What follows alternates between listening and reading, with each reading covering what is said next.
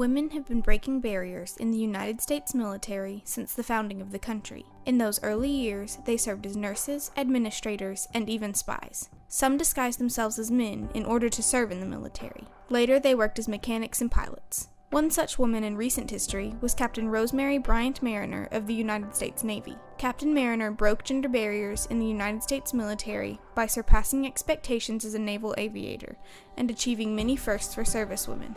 She became a powerful advocate for military women's rights, opening the doors for equality in combat and other areas. Rosemary Mariner was born as Rosemary Bryant on April 2, 1953 in Texas, to a military family. Her father died in a transport plane crash when Mariner was 3. Raised in San Diego in the shadow of the Miramar Naval Air Station, Mariner grew up watching the planes at the airbase, and she knew she wanted to fly. She drew inspiration from people like Jackie Cochran, the first woman to break the sound barrier, and a group of World War II women known as the Wasps, who were recruited to test aircraft and train pilots. When many men were killed or injured, Mariner, a voracious reader, was also inspired by a fictitious account of women soldiers in a book titled Plato's Republic. At age 17, Mariner began to wash airplanes at Gillespie Field in exchange for flying lessons, earning over 700 hours flight time in civilian aircraft. In 1972, while studying aerodynamics at Purdue University, her mother sent her a newspaper clipping stating that the Navy would start training female pilots. Graduating college at age 19, Mariner, then Knatzer, and 7 other women joined the first class.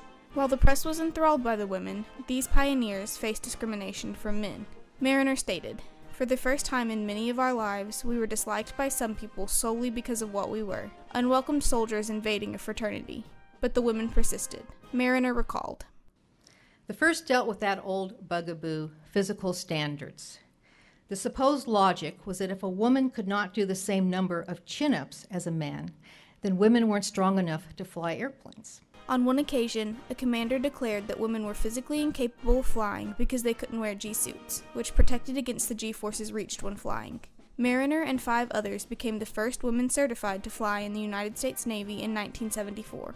On July 17th of that year, she was designated a naval aviator. Her first commanding officer was African-American Captain Ray Lambert. Using his own experiences with racial discrimination, he taught her to stand in the face of prejudice. He told her, "The way you're going to survive and do well in this endeavor is to network, talk to people, and mentor others." In the early years of her career, Mariner opened doors by filling positions traditionally held by men. She became the first female pilot to report to Naval Air Station Oceana, a base for the United States Navy's fighter attack jet fleet. She was also the first female military aviator on the East Coast to fly solo in a military jet, as well as the first woman to qualify for the carrier-capable A-7 Corsair II. However, due to the 1948 Women's Armed Services Integration Act, women were still barred from combat vessels and flying at sea.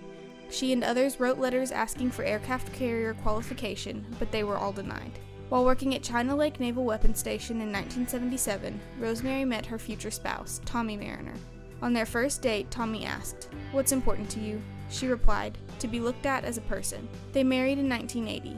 Tommy reflected, "I made the decision early on that her career was unique. There was a lot of guys who could do what I did, but her path-forging career was one of a kind at the time." In 1978, another victory was achieved for female aviators. A federal judge ruled banning Navy women from ships unconstitutional. Congress approved a change allowing them to serve on non-combatant ships. With policy altered, Mariner broke yet another barrier, becoming the first woman assigned to an aircraft carrier, the USS Lexington. There was still disapproval, however.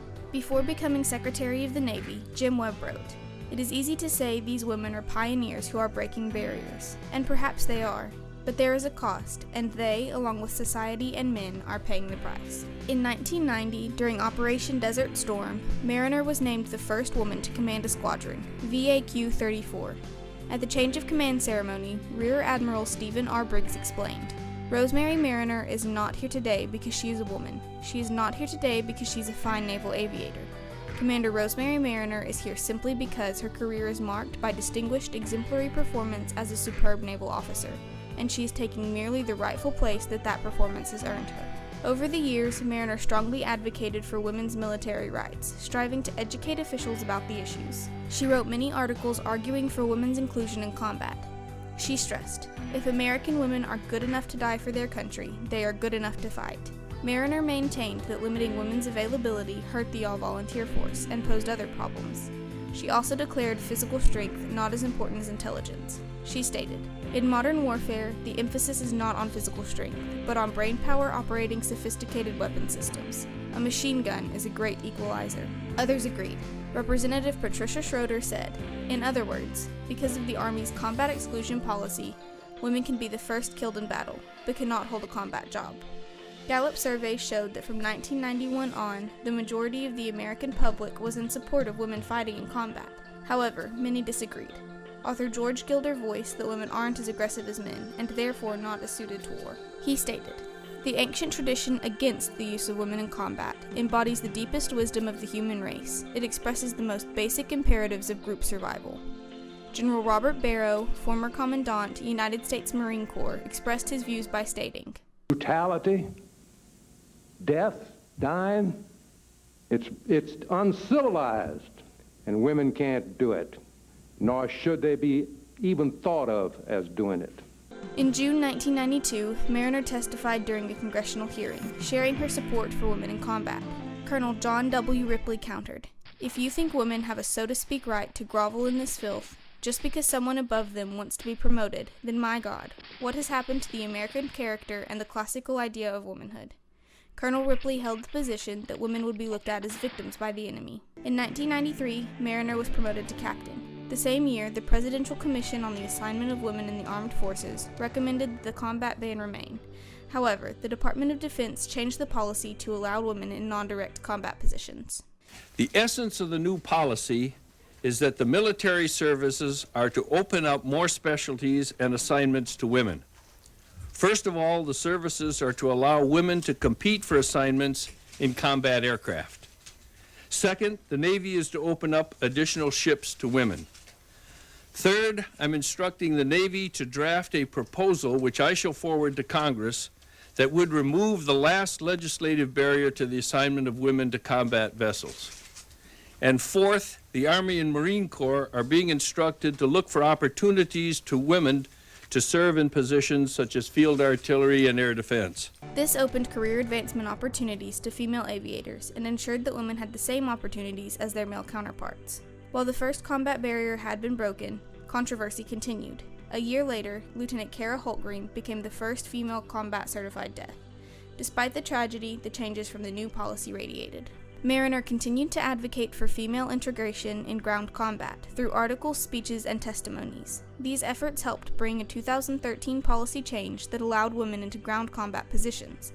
However, it gave some military installations, such as Special Forces, a choice. 3 years later, all units changed to include women. A female service member recently described Mariner's impact. "Because of your life, your commitment, your tenacity, I have been able to choose to fight for my country in combat. You gave me that choice with your fight."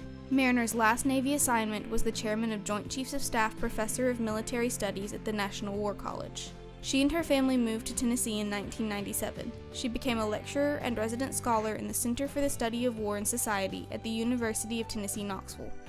Her efforts toward military gender equality were not the only way she impacted lives. To the end of her days, Mariner worked to influence and inspire the people she met.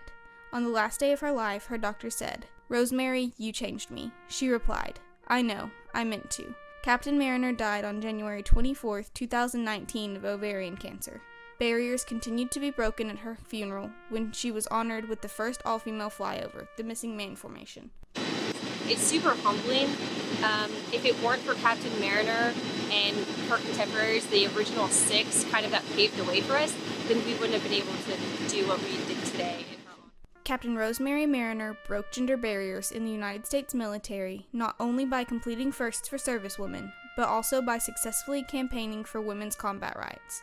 She achieved her mission of gender military integration and cleared a path for others to soar. And ultimately, her real goal became not to be exceptional, but to be the first person that opened the door but left it open for others to follow her through.